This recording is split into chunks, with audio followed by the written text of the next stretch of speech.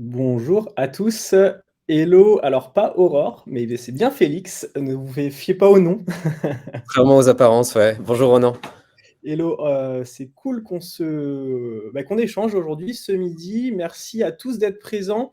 Je vois qu'il y a déjà quelques personnes qui sont connectées, donc c'est chouette. Je reconnais en plus quelques noms dans l'audience de freelance qu'on suit. Donc bienvenue pour ce webinaire, cette petite session de coaching avec Félix, qui est expert chez Goodvest. On va du coup aujourd'hui aborder un sujet qui est d'actualité, c'est comment optimiser son épargne et se créer son patrimoine. Bien entendu et comme d'habitude, vous pouvez, poser vos questions directement dans la rubrique questions, et dans le chat. Et nous, ce qu'on vous propose de faire, c'est de vous présenter. On a des sondages pour vous. Dans la partie sondage, ça va nous permettre en fait, à Félix, notamment et à moi, même, de potentiellement axer notre discours en fonction, des résultats. Donc, on vous laisse voter. Vous pouvez vous présenter, donc dire ce que vous faites, quel est votre statut, si vous êtes plutôt freelance ou salarié. Et l'idée, c'est de savoir un petit peu, si vous êtes déjà, vous connaissez déjà les produits d'épargne. Donc on commence à voir les premiers votes. Génial. C'est intéressant. On a déjà des personnes en fait qui ont déjà investi sur les marchés financiers. Donc tu vois, Félix, on a une audience qui s'y connaît un petit peu, mine de rien. C'est chouette. C'est parfait.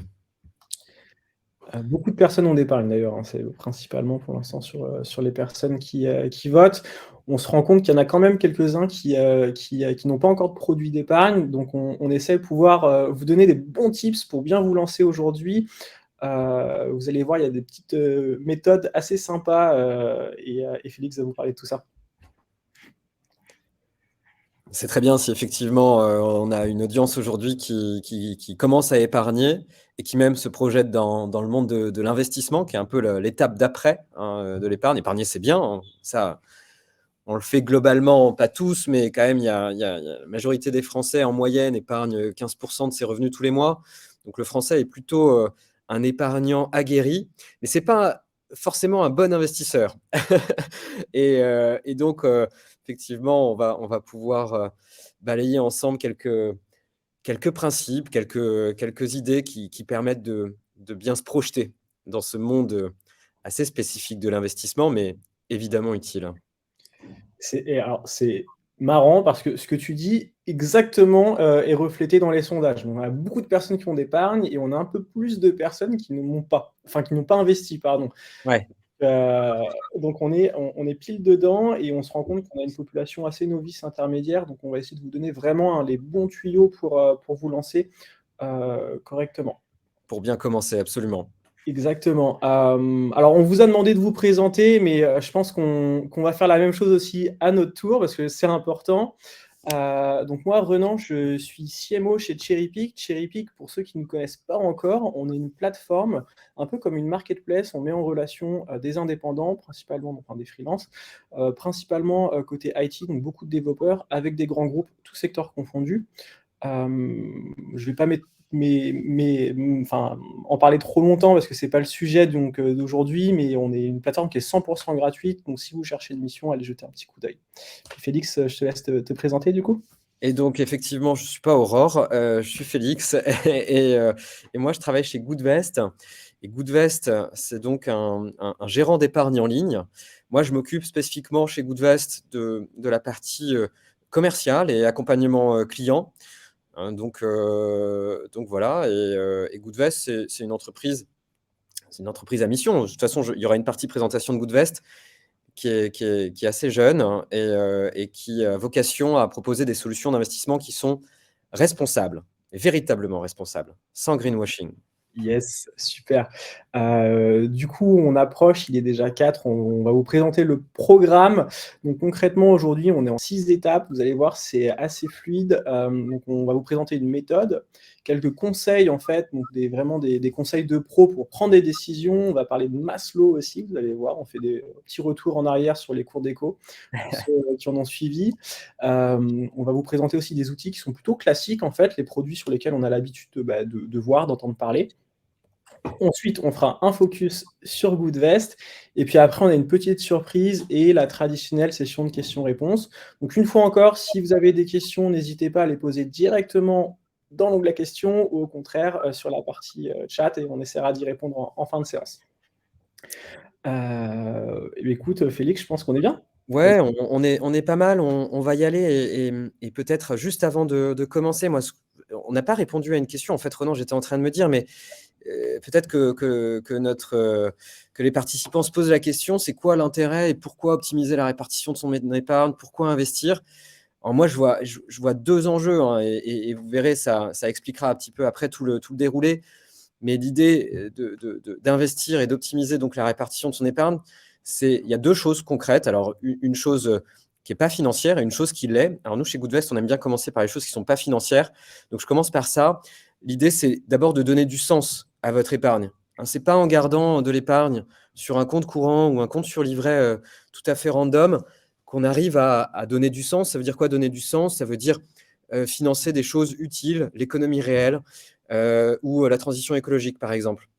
Ça, c'est le premier point. Et le deuxième point, il est donc financier. Évidemment, ça a toujours une importance capitale. Ça vous permet aussi de concrétiser, investir, ça vous permet aussi de concrétiser vos projets de vie de manière plus rapide ou en tout cas de manière peut-être aussi plus efficace. Parce qu'évidemment, par exemple, quand on cherche à préparer sa retraite à super long terme, quand on est jeune, eh bien, épargner, c'est bien, c'est la première bonne étape, mais investir vous permet d'augmenter la performance de votre épargne et de capitaliser plus vite. Donc, c'est ça les deux grands intérêts. Mais du coup, on va enchaîner effectivement avec le programme qui est un petit peu dense quand même, avec une première méthode qui nous paraissait avec Renan vraiment une méthode complètement incontournable. Parce qu'évidemment, après le pourquoi, c'est comment je fais pour optimiser la répartition de mon épargne. Et pour ça, il y a une image qui est hyper pratique que vous devez retenir. C'est le principe de la commode. Et de la commode à 3 tiroirs. Donc, Pardon, on est un peu vite. voilà. Voilà, c'est parti.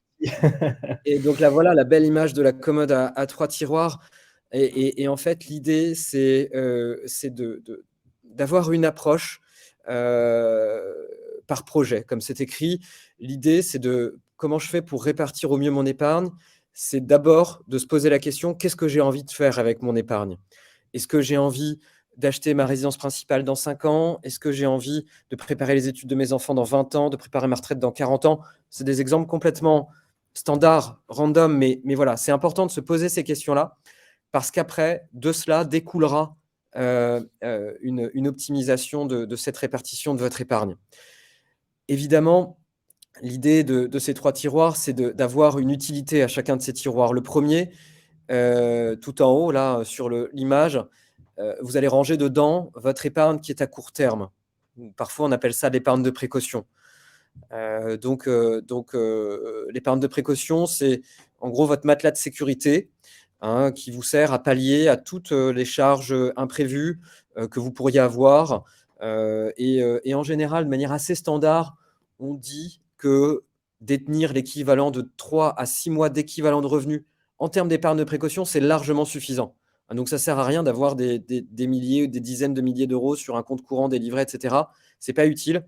Il en faut juste le bon niveau, juste pour se mettre à l'abri en cas de pépin. Le deuxième tiroir va vous servir à préparer vos projets qui sont plutôt à moyen terme. Moyen terme, c'est quoi? Alors, c'est vrai, on a potentiellement des idées différentes de cela, mais en termes d'investissement financier, le moyen terme, c'est tout ce qui va se présenter pour vous dans les 2 à 5 ans qui viennent. Voilà, grosso modo.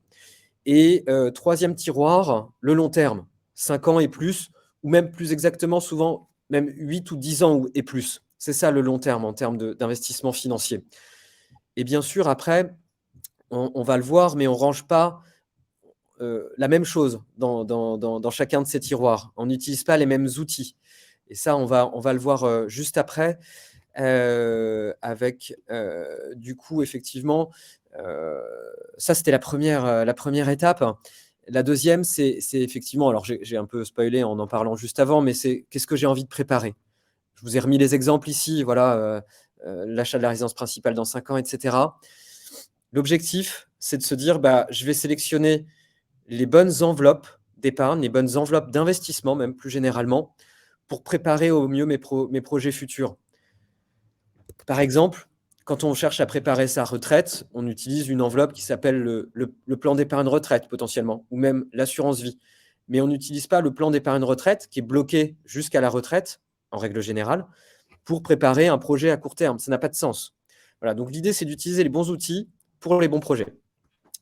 Et évidemment, l'étape numéro 3, c'est de se dire, bah, en fait, il faut aussi penser à sa psychologie d'investisseur.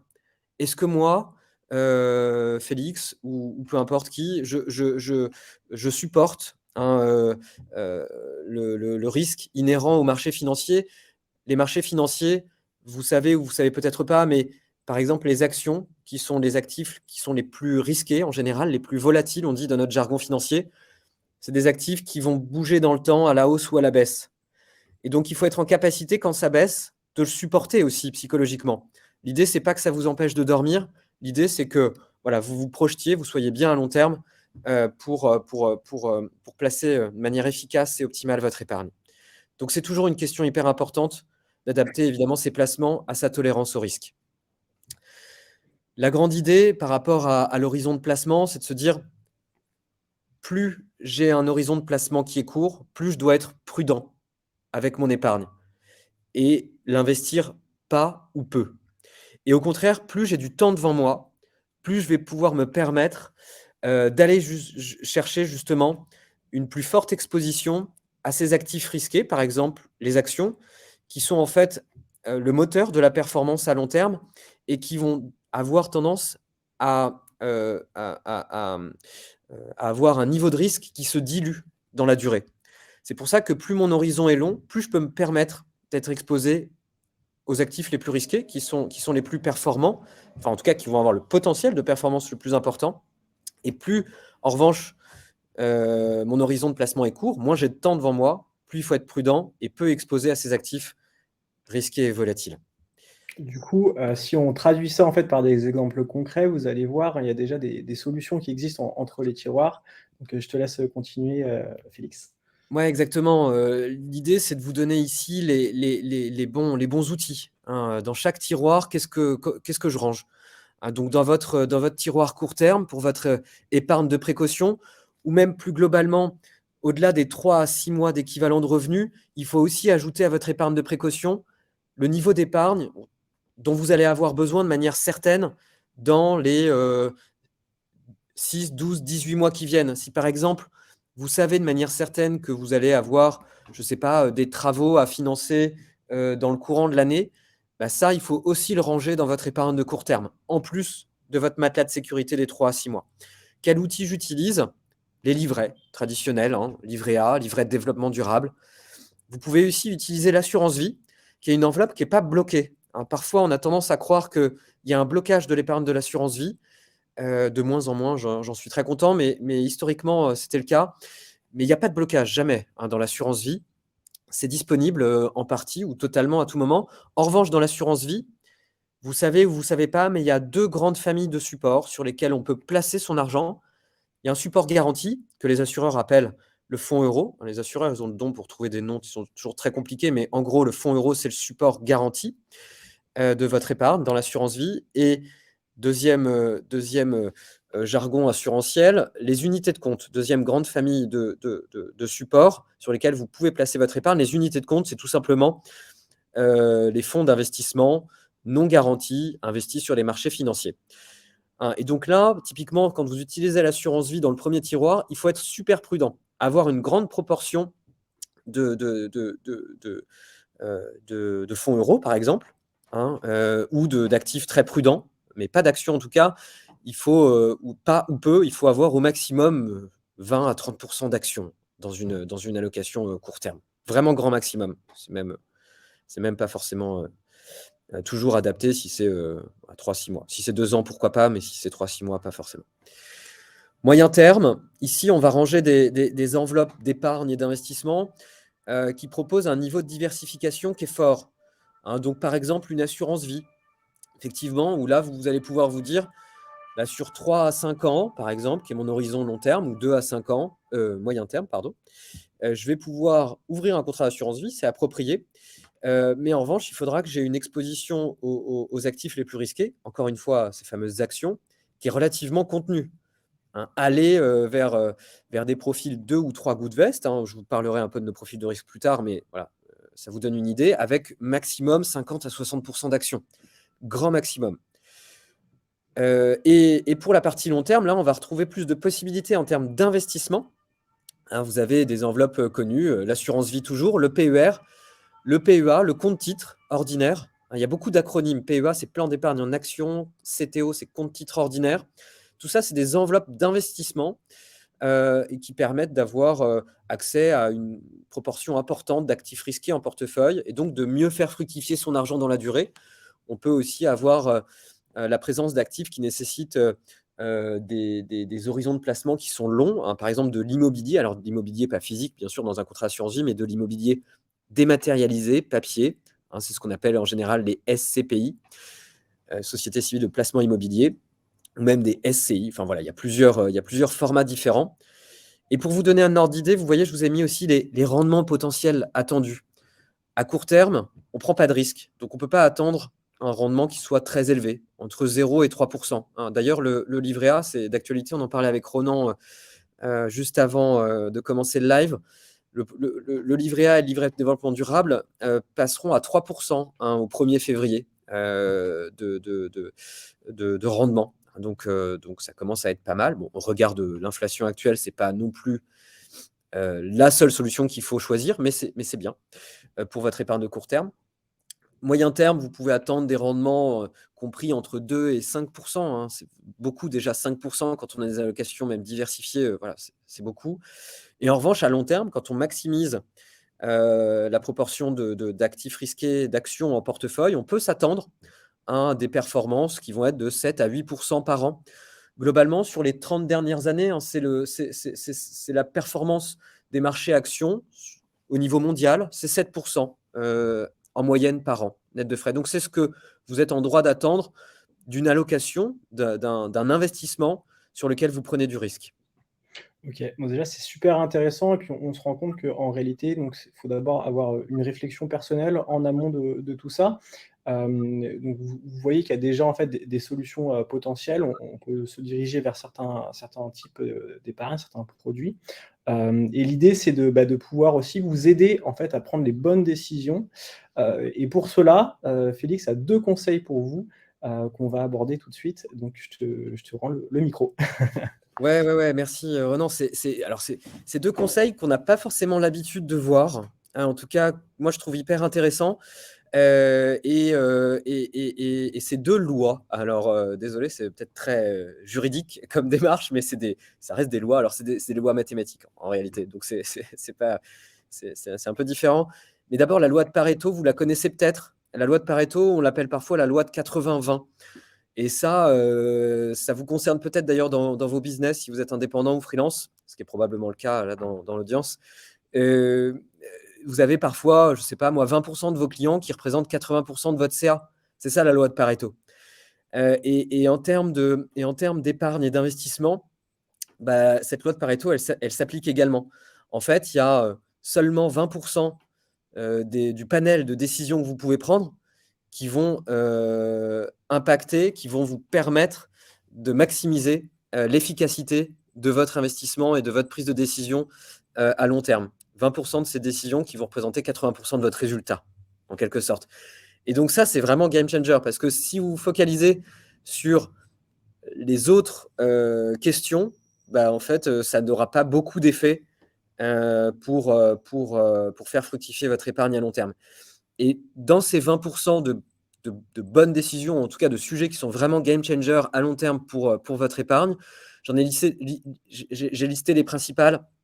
Il y a d'abord le fait de définir son allocation patrimoniale. C'est un petit peu ce qu'on a vu là avec la commode à 3 tiroirs. C'est pour ça que c'était un exercice intéressant, en tout cas une approche intéressante de parler de ça d'abord, parce que ça, c'est vraiment game changer. Définir son allocation patrimoniale et bien répartir ses fonds en fonction de ses projets.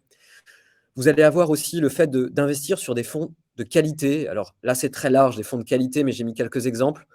Ceux qui vont avoir les frais les plus bas. Ça, c'est hyper important. Le moins vous avez de frais, le plus de performance vous est restitué par les investissements que vous avez dans vos portefeuilles. Donc, c'est hyper important, cette notion de frais. La diversification compte. Diversifier, c'est le principe de je ne mets pas tous mes œufs dans le même panier. C'est le principe de je dilue mon risque aussi. L'historique de performance, l'impact, évidemment, qui nous tient à cœur chez Goodvest. On en reparlera un petit peu plus tard. Troisième point, choisir les bonnes enveloppes d'épargne. Et même ici, plus que des enveloppes d'épargne, on aurait pu mettre des enveloppes d'investissement.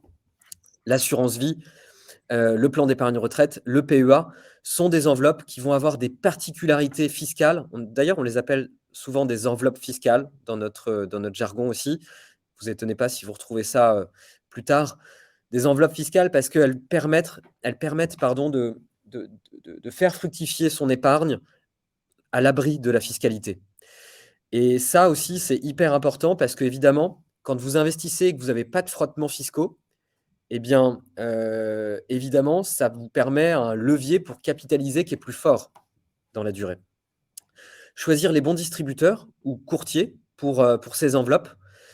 Tous ne se valent pas, c'est vrai. Hein, vous avez beaucoup de distributeurs, il y a beaucoup d'acteurs qui vont vous proposer ce type d'enveloppe d'épargne et d'investissement. Les banques traditionnelles, évidemment, les banques en ligne aussi, et les pure players Internet, comme Goodvest. Évidemment, pour les critères que j'ai listés juste avant, frais bas notamment, tournez-vous vers les pure players en ligne. C'est ceux qui vont être les plus compétitifs pour votre épargne. On en reparlera aussi après.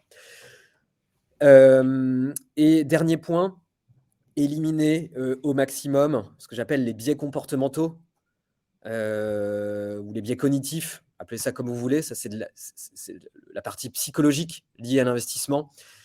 En gros, il ne faut pas se focaliser sur est-ce que c'est le bon moment, est-ce que c'est pas le bon moment, comment vont évoluer les marchés dans les prochaines semaines. Tout ça, vous devez vous écarter de ces sujets. Et du coup, parce que ce qui compte vraiment, c'est d'investir de manière pérenne et de manière régulière à long terme. Et de toute façon, quand on part de ce principe, des moments qui sont compliqués sur les marchés financiers, il y en aura toujours. Des moments qui sont bons, il y en aura aussi toujours. Mais on a l'esprit tranquille parce qu'on sait qu'on investit toujours dans la durée.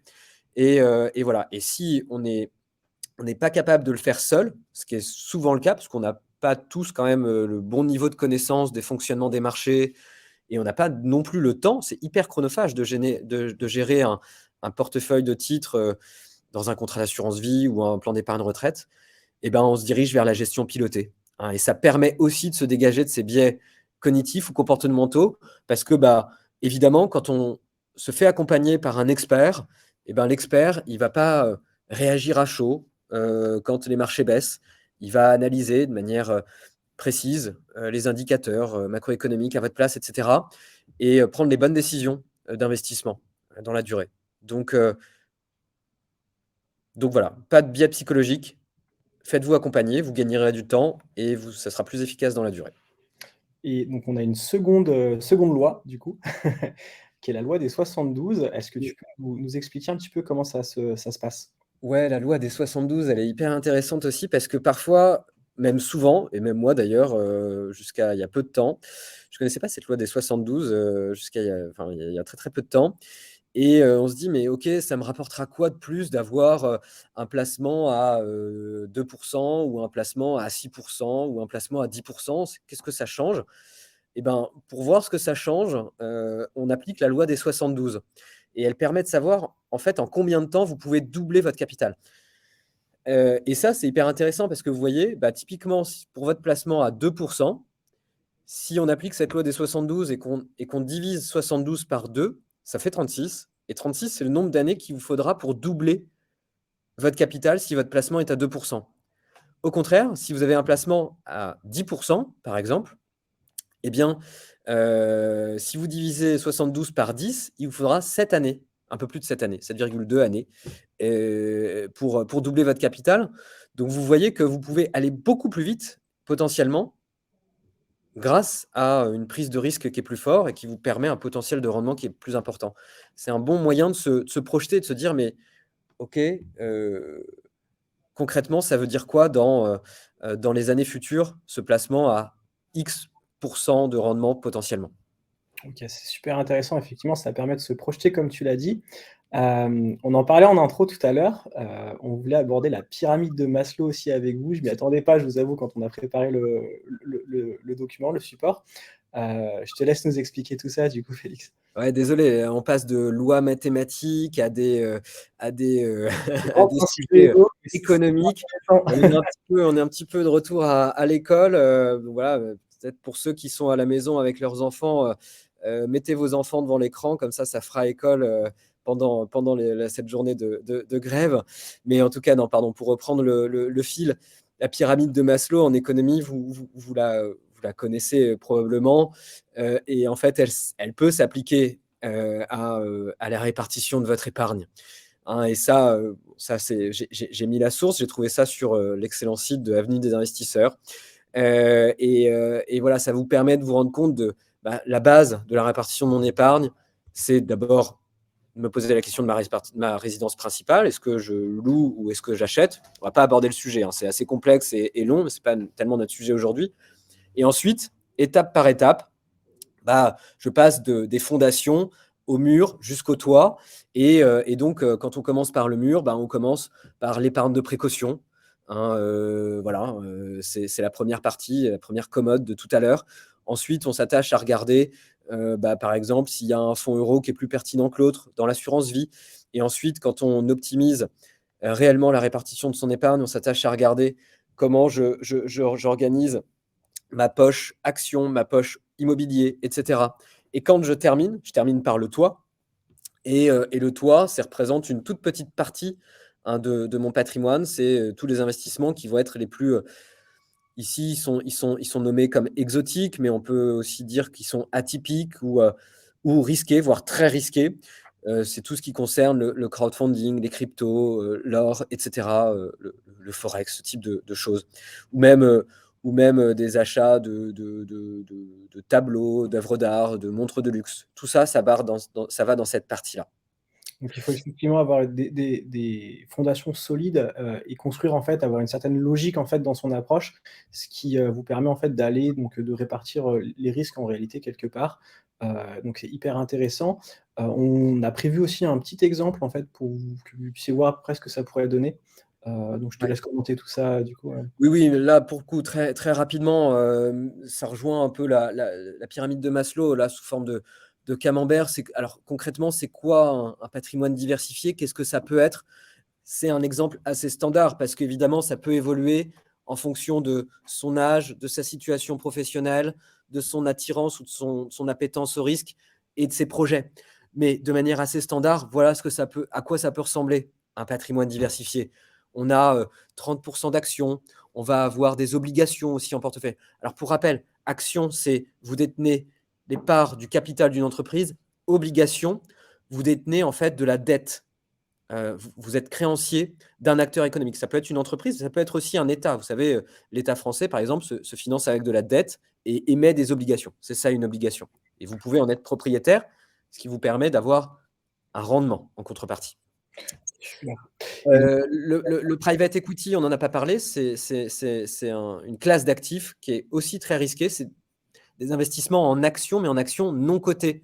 Typiquement, vous achetez des actions d'une start-up, et ben ça, c'est du private equity. C'est des achats d'actions non cotées.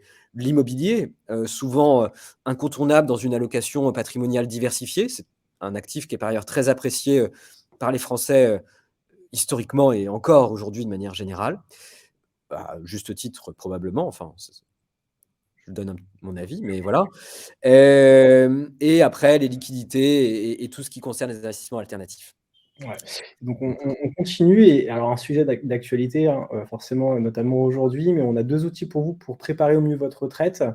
Donc le premier étant, plutôt un couteau suisse, comme tu pourrais le qualifier. Ouais, avec, effectivement, merci Ronan et c'est un sujet effectivement d'actualité. Heu, en préparant, ce webinaire, avec Ronan, on s'est dit que c'était quand même pas mal de parler de la retraite parce que c'est une problématique déjà d'actualité et puis c'est une problématique qu'on a tous et que vous avez particulièrement vous, indépendants, freelance. Évidemment, préparer sa retraite, vous cotisez pas de la même manière. C'est un c'est un enjeu hyper important, hyper structurant pour vous et donc effectivement, il y a on voulait faire un focus sur les 2 principaux outils pour préparer votre retraite, en tout cas les 2 principaux outils financiers, pour préparer votre retraite. D'abord l'assurance vie qui est clairement le couteau suisse, et c'est l'outil d'investissement en fait qui est le préféré des Français aujourd'hui et à juste titre pour beaucoup de raisons. Il y a 4 grands points. C'est que c'est un outil qui est hyper souple. Vous pouvez verser ou retirer votre argent quand vous voulez. Il y a pas de blocage. Ça, c'est hyper intéressant. Vous pouvez aussi diversifier. C'est la partie diversité des choix de placement. C'est le principe de la diversification. Vous pouvez y mettre, bah, potentiellement un support garanti, mais aussi des supports non garantis, des actions, des obligations, des fonds d'investissement. Et parmi les fonds, il y a des fonds passifs ou actifs, donc ces fameux trackers, voilà, que vous connaissez peut-être, on abordera le sujet plus tard. La fiscalité, c'est aussi un point qui est essentiel. L'assurance vie vous permet de faire fructifier votre argent à l'abri de la fiscalité, j'en ai parlé tout à l'heure. Et c'est aussi un outil qui est d'ailleurs qui est en fait le seul outil en France aujourd'hui qui vous permet d'optimiser les sujets de succession. Alors évidemment, quand on a 30 ans, ou 20, 25, 30, 35, peu importe, ou même 40, 45, 50, c'est pas forcément la priorité d'optimiser sa succession, mais ça reste quelque chose d'hyper intéressant à avoir en tête. Quand on place de l'argent dans un contrat d'assurance vie, et ben, en cas de décès, tout ce qui est placé dessus sort complètement de l'impôt au niveau des successions. Alors pas complètement, parce que c'est plafonné quand même, c'est plafonné à un tout petit peu plus de 150 000 euros pour vos versements que vous faites avant 70 ans. Mais en tout cas, voilà, c'est un très bon levier pour aussi transmettre à l'abri de l'impôt. Ensuite, on a une deuxième option qui est le PER. Ouais, une deuxième option. Et en fait, il ne faut pas se dire c'est soit l'un, soit l'autre. Hein. Il faut vraiment utiliser les deux, probablement. Et même d'ailleurs prendre date sur les deux.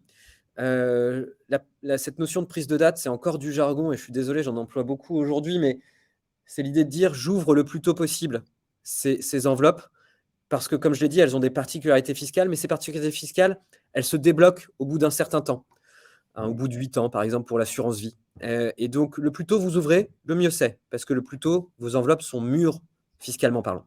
Mais donc, le PER, en complément, bien sûr, c'est l'incontournable pour la retraite, mais c'est aussi une enveloppe qui est super, super technique et qu'il faut du coup utiliser avec intelligence et avec parcimonie même. Le PER, en gros, le socle des caractéristiques techniques, c'est le même que l'assurance vie. Hein, donc, vous avez les mêmes avantages. À ceci près que vous en avez un supplémentaire qui est que vous pouvez bénéficier, pour l'argent que vous versez sur votre PER, d'une économie d'impôt sur le revenu. Et ça peut être par ailleurs super intéressant quand on est fortement fiscalisé sur des tranches marginales d'impôt qui sont élevées, voilà, pour optimiser un peu son impôt sur le revenu. En revanche, le législateur n'est pas fou. En face de cet avantage important, il a mis aussi quand même un inconvénient, c'est que le PER est bloqué. Et donc, il faut faire attention, il ne faut pas mettre... alors, il y a quelques cas de sortie anticipée qui sont spécifiques, mais on ne va pas les aborder ici. C'est bloqué jusqu'à la retraite, donc il ne faut pas mettre trop d'argent, en tout cas de l'argent dont on aurait besoin potentiellement à court ou moyen terme. Hein, sinon, on est complètement bloqué. Et par ailleurs, cet avantage en termes d'économie d'impôt sur le revenu, c'est un avantage qui est quand même plafonné. Hein, vous ne pouvez pas avoir une économie d'impôt infinie. Et donc l'idée, c'est plafonné en fonction de, vous, indépendant en général, en fonction de un certain pourcentage de votre chiffre d'affaires, etc. Enfin, il y a un calcul un peu scientifique. Mais il faut aller au maximum jusqu'au plafond en fait, qui vous permet de bénéficier du maximum de la niche fiscale et pas au-delà. Parce que sinon, ça veut dire que vous allez placer de l'argent sur un support, le plan d'épargne retraite, qui sera bloqué sans pour autant que vous bénéficiez de cet avantage, de cette carotte fiscale en quelque sorte. Donc c'est pour ça qu'il faut être très vigilant, il faut bien comprendre le fonctionnement, il ne faut pas hésiter à se faire aider et accompagner par un conseiller sur ça. Ça tombe bien, ça fait partie, je voulais l'aborder. Donc, on va commencer à parler de Goodvest. Restez avec nous. On a une petite surprise pour vous à la fin. Et en plus de ça, je vois qu'il y a déjà pas mal de questions. Donc, on va y répondre juste après. On va parler de Goodvest, enfin. Non, je plaisante. Goodvest, alors très rapidement, qui on est? Nous, on est une entreprise à mission. Déjà, c'est hyper important parce que c'est directement inclus dans nos statuts, ce principe d'entreprise à mission. Et l'idée, c'est que les solutions d'investissement qu'on va proposer, eh bien, elles vont être complètement alignées en fait avec les objectifs de l'accord de Paris de 2015. Et ça, c'est hyper important et c'est une énorme valeur ajoutée parce que aujourd'hui, en fait, Goodvest, c'est le seul acteur qui propose un contrat d'assurance vie en gestion pilotée, totalement aligné avec les objectifs de l'accord de Paris. Ça n'existe nulle part ailleurs. Vous trouverez beaucoup d'offres marketées comme étant responsables, comme étant vertes, peu importe. Peut-être un peu, mais pas complètement. Et nous, on va jusqu'au bout de cette démarche-là. Je vous parle de l'assurance vie parce qu'aujourd'hui, effectivement, notre offre tourne autour de cette enveloppe d'investissement, l'assurance vie. En revanche, petit spoiler, le PER arrivera quand même courant 2023 chez Goodvest. Hein, donc, vous pourrez par ailleurs diversifier les enveloppes d'investissement à un moment donné. Donc, du coup, sur quoi on peut investir concrètement? Alors, concrètement, chez Goodvest, on investit de manière obligatoire sur des thématiques qui ont un lien avec la transition écologique.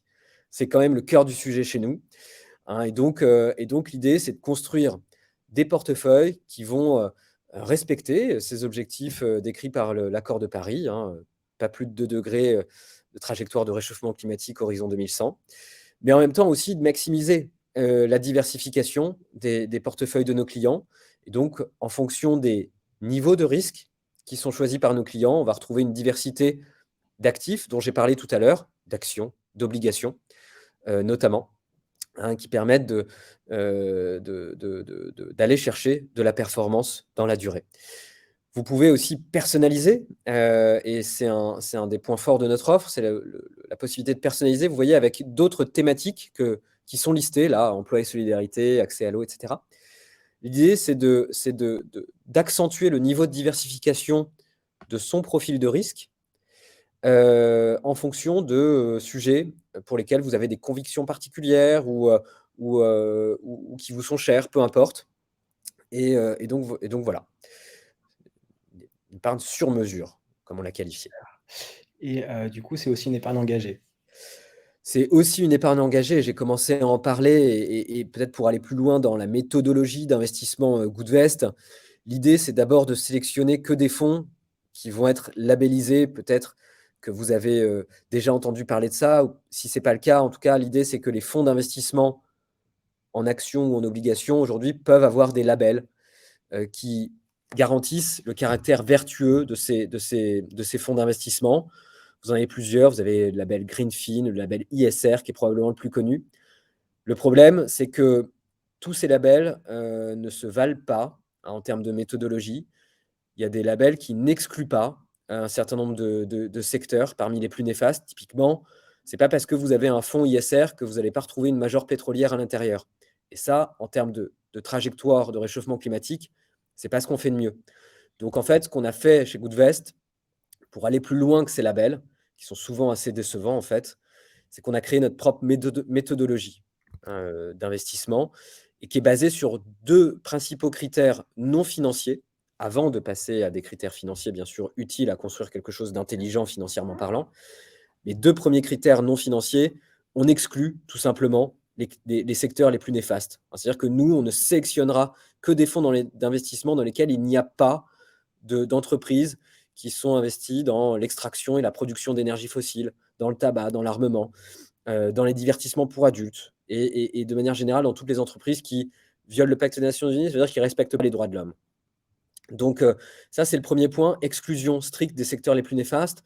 Et deuxième point, je ne sais pas si on en parle juste après, donc, mais peut-être ça ira plus vite du coup, mais on s'attache à analyser avec exactitude la trajectoire en termes d'émissions carbone de ces fonds d'investissement. On s'appuie sur de la donnée qui nous est fournie par un cabinet de conseil qui s'appelle Carbone 4 Finance, que peut-être certains d'entre vous connaissent, et qui nous permettent de comprendre avec exactitude la trajectoire d'émissions carbone de ces fonds d'investissement. Et donc là, c'est là où on sélectionne que ceux qui ne dépassent pas les 2 degrés horizon 2100.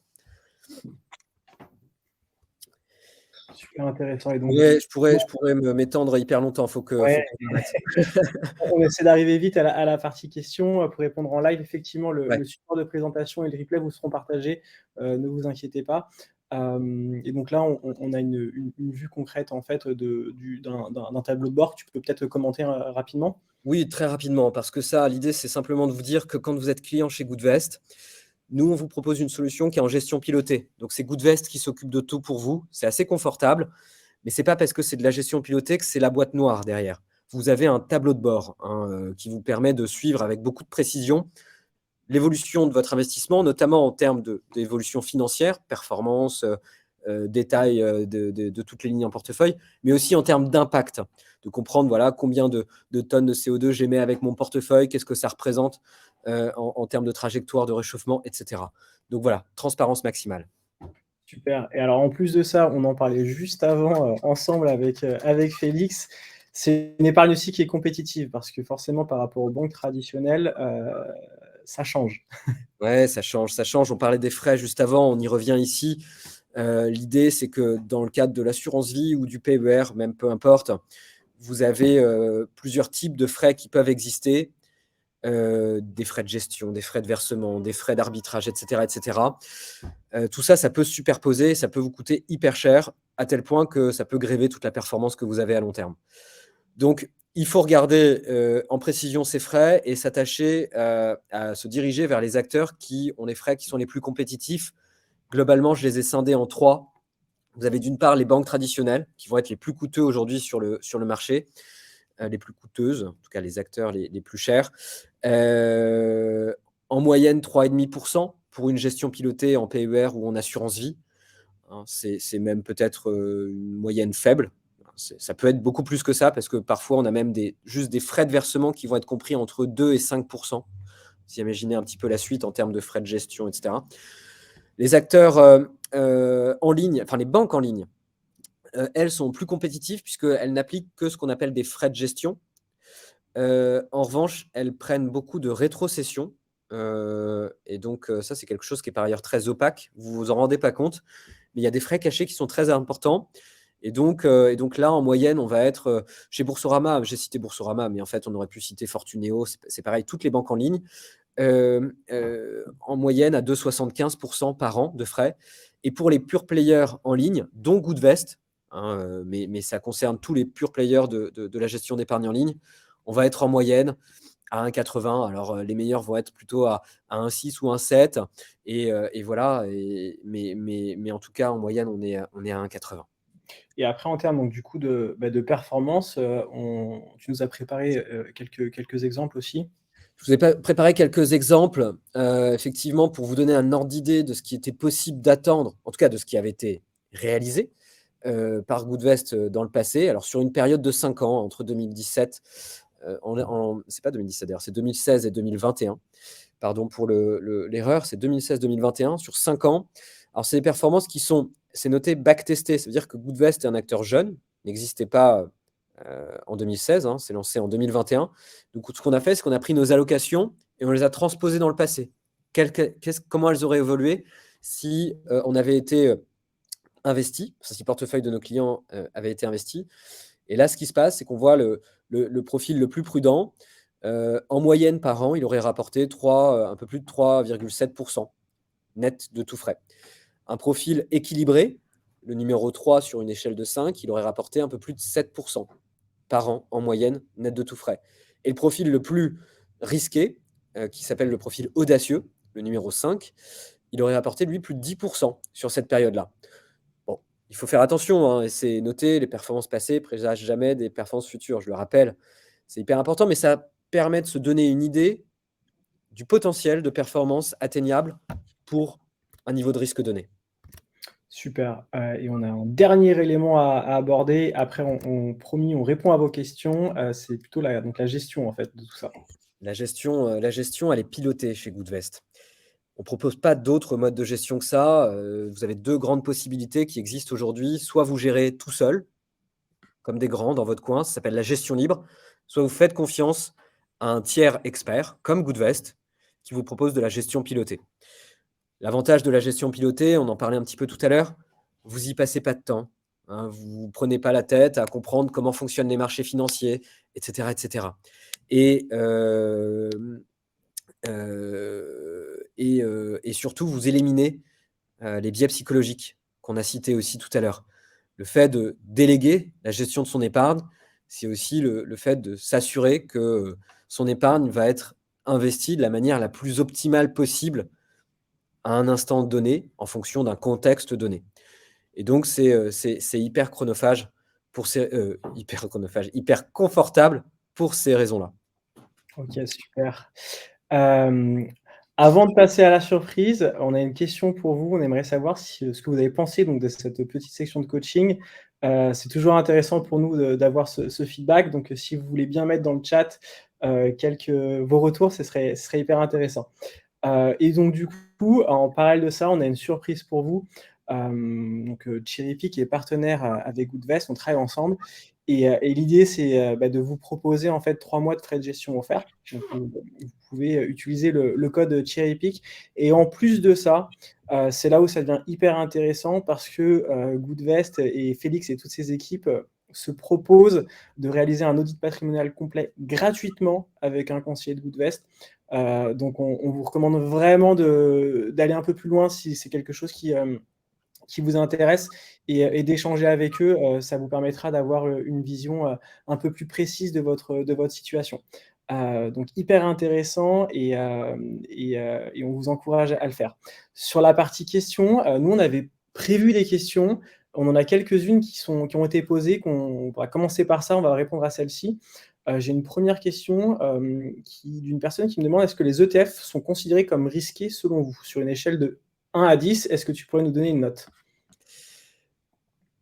Sur une échelle de 1 à 10, est-ce que je peux donner une note? Alors ça dépend quels ETF. Pardon, la réponse de Normand, ça commence, mais un ETF, c'est un véhicule, c'est un fonds d'investissement, c'est un panier dans lequel on va retrouver derrière des sous-jacents, qui peuvent être différents. Et vous avez des sous-jacents qui peuvent être risqués, des actions, et vous avez des sous-jacents qui peuvent être moins risqués, des obligations par exemple. Vous avez des trackers, des ETF, qui répliquent la performance des marchés actions.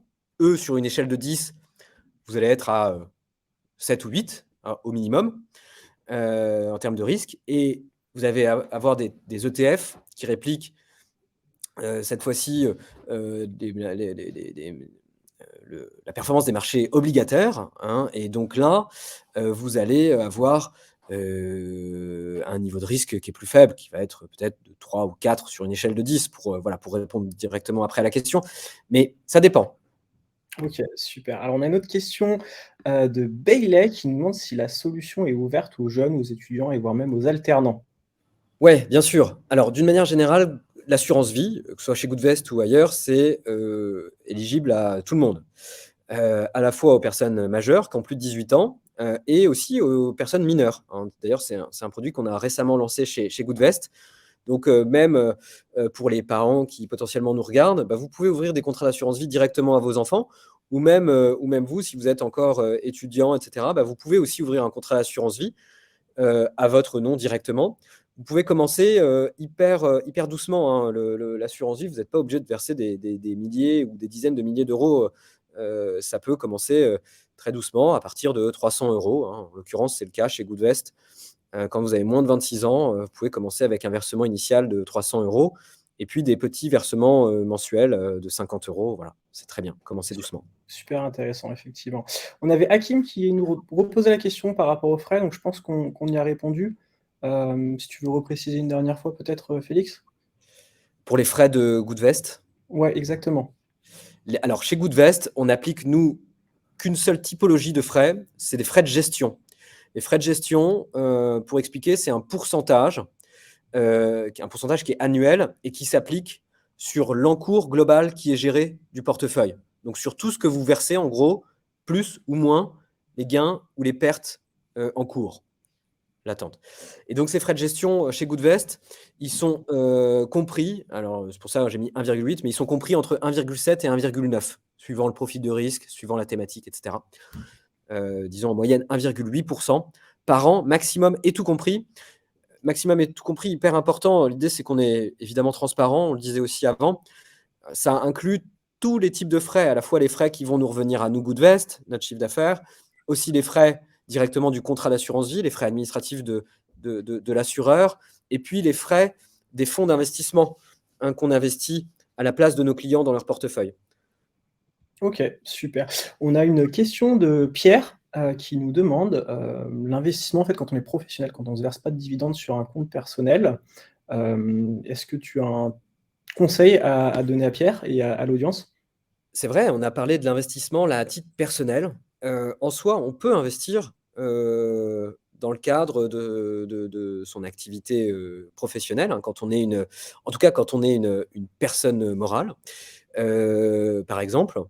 Et donc, là, il y a l'assurance vie est une piste qui n'existe pas dans ce genre de situation. On peut en revanche se tourner vers des enveloppes d'investissement comme le compte titre ordinaire ou même le contrat de capitalisation, qui est aussi une enveloppe assurantielle, donc distribuée par des assureurs comme l'assurance vie, mais qui est un peu moins courante, qui a un petit peu moins d'avantages, disons, que l'assurance vie.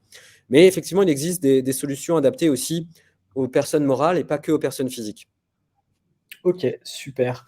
On a d'autres questions. Juste pour savoir bien compris, si les performances de Goodvest sont de 3%, ça nous fait 1,2. Alors, Attention, les performances, je n'ai pas précisé, les performances qui sont affichées et qu'on a affichées juste avant, elles sont affichées nettes de frais. Net de frais, ça veut dire une fois que tous les frais ont été appliqués. et ça fait la différence, effectivement, étant donné que tout le monde. 3,72, c'est ce qui reste à l'épargnant, à l'investisseur, par exemple. Yes. Tout le monde s'est rémunéré avant. On a une question un peu plus spécifique de Jérémy qui nous demande qu'en est-il de la loi Madelin pour un indépendant qui a une URL? Est-ce que tu as des conseils? Alors, les lois Madelin, en fait, depuis la loi Pacte, c'était en 2018 ou enfin assez récemment, effectivement, elles ont été modifiées.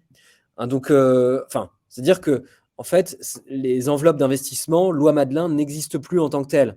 Ça a été fusionné dans le PER, le PER individuel. Alors, vous avez le PER individuel qui serait un équivalent des anciens PERP pour les salariés et qui serait un équivalent pour des lois Madelin qui étaient proposées aux professionnels. Donc ça c'est toujours d'actualité, c'est juste que maintenant, ça se passe dans le cadre d'un PER individuel. Ok, super. On a une dernière question d'une personne dans l'audience et après on va peut-être aborder très rapidement les questions qu'on avait notées, qui sont des questions qui reviennent souvent parce que c'est important. On avait une question par rapport à la différence entre les frais de gestion et des frais d'acquisition. Il faut vraiment repréciser. Ouais, alors on parle pas souvent de frais d'acquisition, juste pour être précis, on parle souvent soit de frais d'entrée ou de frais de versement. C'est important. Frais d'acquisition, ça n'existe pas dans le jargon assurantiel ou financier. Donc, la différence, c'est que les frais d'entrée ou de versement, c'est si moi je verse 100 € sur mon contrat d'assurance vie, par exemple, et que j'ai 2% de frais d'entrée, est investi 98 € sur mon contrat d'assurance vie et pas 100. Ça, c'est les frais d'entrée. Et quand il n'y a pas de frais d'entrée, vous versez 100 et c'est 100 qui sont investis, point barre. Et les frais de gestion, c'est un pourcentage annuel de l'encours qui est géré. Et donc, l'encours, si c'est toujours 100 €, admettons, vous versez 100 € le 1er janvier et votre portefeuille n'a pas bougé d'un iota. C'est strictement impossible, mais admettons pour l'exemple, n'a pas bougé d'un iota pendant toute l'année et le 31 décembre, il reste toujours 100 €. Eh bien, en fait, il ne restera pas 100 €, il restera, si les frais de gestion sont de 2%, il restera 98 euros parce que des frais de gestion auront été appliqués au fil de l'eau. Ce qui se passe, c'est que quand on est une banque traditionnelle, on applique et des frais d'entrée, de versement, et des frais de gestion, et des frais d'arbitrage, et parfois des frais de sortie, etc. Tout ça, ça se cumule. Alors que quand on est un acteur en ligne comme Goodvest, eh bien, on n'applique que des frais de gestion, et de manière transparente par ailleurs. Et ça permet, quand on fait un versement, déjà de ne pas se tirer une balle dans le pied. Si je verse 100, moi, je veux que ce soit 100 qui soit investi, qui commence à travailler pour moi, et pas 98 ou 96 ou 95. Ouais, donc c'est hyper intéressant et hyper important. Je suis le premier à m'être tiré une balle dans le pied. J'étais un peu jeune, j'ai ouvert la même chose et je me suis rendu compte quasiment 10 ans après que je payais 2 euros tous les mois quasiment. Ouais. Pendant plus de 10 ans. Bon, ben voilà, il fallait faire la bourde. Oui.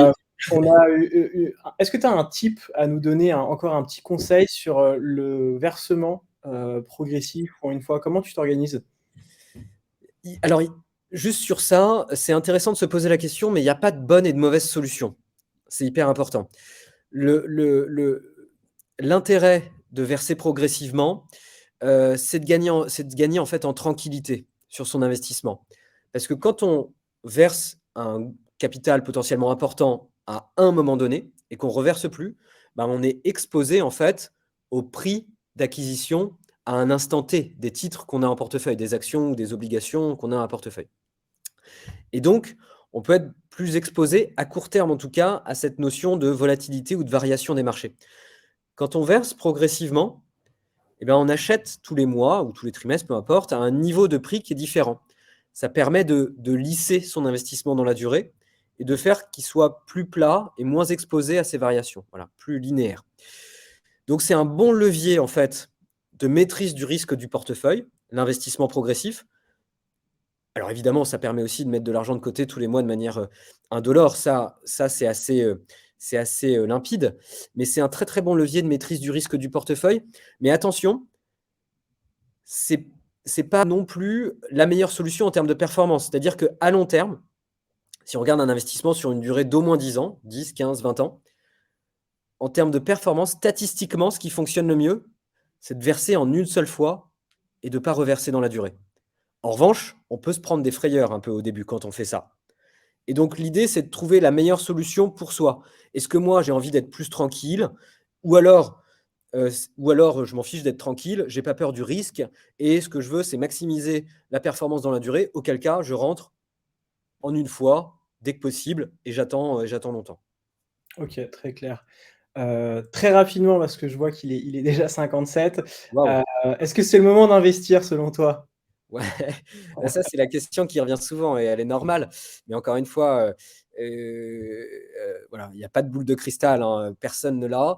D'ailleurs, si vous trouvez quelqu'un qui vous dit que c'est le bon moment, fuyez, surtout fuyez, écartez-vous. Ça n'existe pas, c'est toujours le bon moment. Dès lors que vous savez que vous avez envie de préparer tel ou tel projet en faisant fructifier votre épargne, voilà, il faut y aller. Alors évidemment, Exactement. il faut regarder quel courtier je choisis, quel est le niveau des frais, et cetera. Il faut prendre quand même quelques jours et étudier un petit peu les choses. Mais il faut y aller rapidement, hein. C'est le temps qui est le plus grand allié de l'investisseur, hein. Donc il n'y a pas de bon moment. Le bon moment, c'est maintenant. C'est quand on a son épargne déjà constituée ou qu'on veut se la constituer, il faut y aller. OK, super. Et on a beaucoup parlé de risques. Est-ce que tu peux nous expliquer comment tu choisis, en fait, ton profil? Ah ouais, c'est vrai, on en a parlé et j'ai commencé à donner quelques pistes tout à l'heure, mais il y a plusieurs paramètres qui vous permettent, et c'est aussi l'intérêt de l'audit patrimonial, potentiellement qu'on pourra faire ensemble plus tard, mais qui vous permettent de bien sélectionner le bon profil de risque. Évidemment, il y a des paramètres personnels, hein, comment dire, c'est quoi ma situation professionnelle, personnelle, patrimoniale, etc.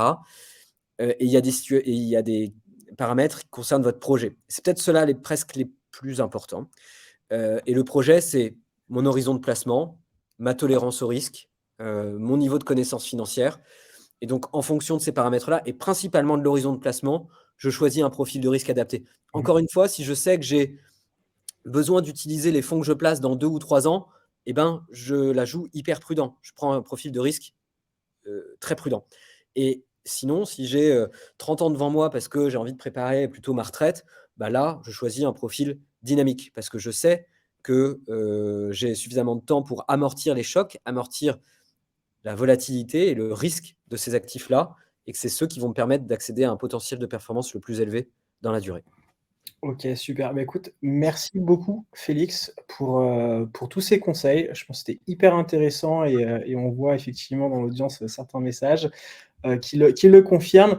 On vous invite donc du coup forcément, à contacter Goodvest. Faites cet audit, c'est gratuit une fois encore et puis en plus si vous passez le pas, bah, vous bénéficierez donc de 3 mois gratuits grâce à Cherry merci encore, pour votre participation. Merci Félix, pour toutes ces informations et puis on se dit à bientôt du coup. Merci Ronan de m'avoir donné la parole aujourd'hui et merci à tous d'avoir été présents. Au revoir. À bientôt, au revoir.